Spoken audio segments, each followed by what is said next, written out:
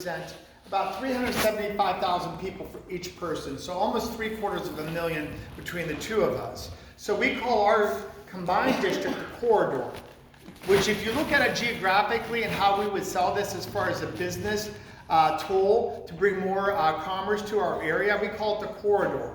So we have Lake Erie all the way down to the Ohio River. And in between that, you have two of the biggest arteries of America. You have 80 and you have 90. And that is cut right in half with Route 11, which actually ties the corridor together.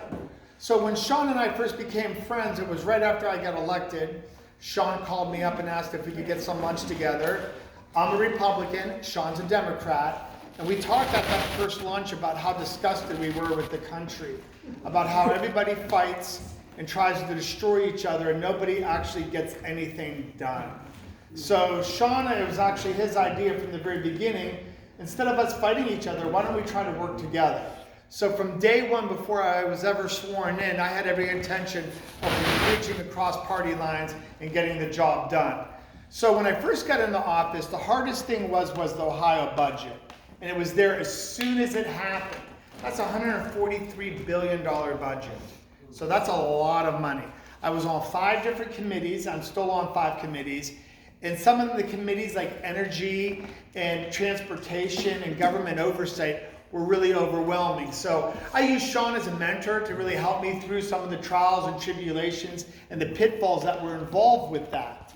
But actually, ironically, I was able to get a lot done by me going on that route. And I want to explain that for a second. So when I was running, I was always upset when I looked at all the money that was in Columbus and I realized that most of the money went to something called the 3 C's.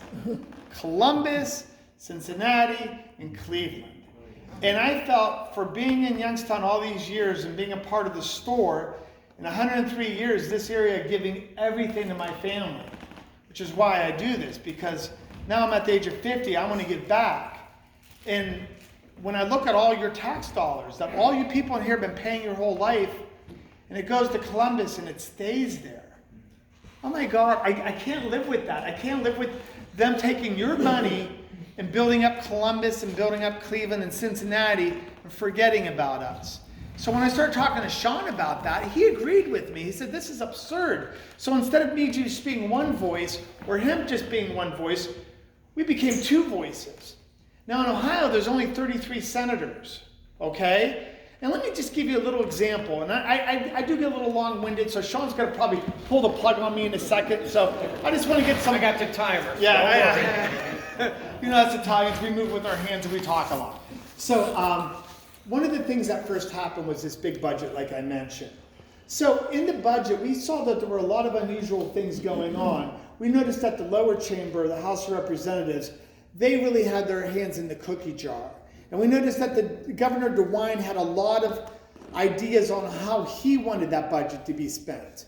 Well, the Senate was a little bit more good stewards of the money, and we wanted to have an equal distribution of the money, and I had a lot of projects involved with my budget, one of them being the the Mahoning River, and getting those dams taken out of there, getting projects for YSU, getting projects for Stambaugh Auditorium, getting projects for OhWow, getting projects for all these different things that are concerning us, okay?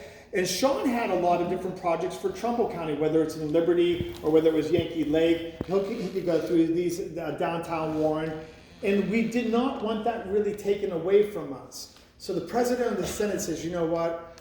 I would love to have a perfect vote on the Ohio Senate budget. Now, that hasn't been done since 1991. It's 2019. Sean O'Brien is the minority whip.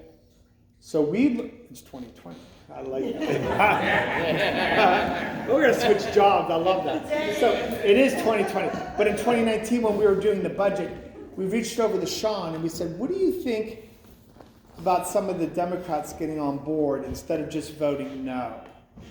So Sean and the president of the Senate got together, and the president of the Senate says, I want every one of your Democrats to tell me the top 3 things they want in this budget.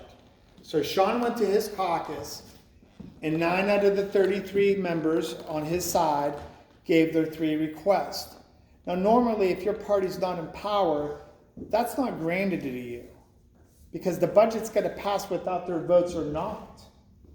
But through bipartisan, which Sean and I started, and it was picked up by the president, Larry Obhoff of the Senate, Sean produced, with our president, 33-0 vote in favor of the Ohio Senate. And our corridor was rewarded with roughly $6 to $7 million in projects. What happens when you do that? In the spring, I believe it was, with Kinsman, what month was that? It was July 20th. July 20th, Kinsman, Ohio had a disaster. The dam broke. We had 60 people that were isolated. There was no way to give them in or out. Sean called me. That night it happened. He goes, I'm losing my mind. I have a major disaster. I don't know what to do. We talked for a minute. He says, I'm going to call the president. President of the Senate shows up the next day on a Sunday. Videotapes the whole thing with Sean and I. Sean has him go directly to the governor's mansion. Shows the governor what's going on. We needed $2 million, and we needed $2 million right now. Now, I don't care if you're a successful businessman or even if you're a multimillionaire. If you go to a bank and you say, I need $2 million, you're not going to see that for a month or two. Even if